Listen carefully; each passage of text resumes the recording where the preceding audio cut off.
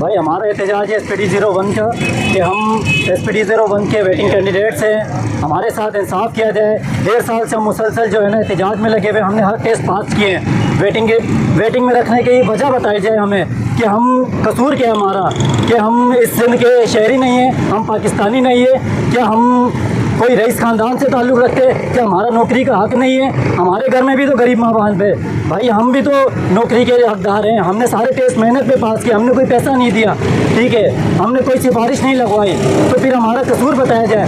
IG Sindh Ghulam Nabi Memon साहब से हम हाथ जोड़ के रिक्वेस्ट करते हैं कि हमारी आवाज़ सुनी जाए, और हमारी आवाज़ उन तक पहुँच भी रही है पर कोई रद्दोमल नहीं निकल रहा। क्यों? हमारा कसूर क्या है, हमें बताया तो जाए कि जब IG सिंध गुलाम नबी मेमन साहब एक ऑर्डर देंगे कि इन सबको ऑर्डर दिए जाए, इनका ऊपर ऑर्डर दिए जाए, तो कोई ऐसा सिंध हुक्मरान कोई माइकल हारे कि उनके ऑर्डर को झुटलाए।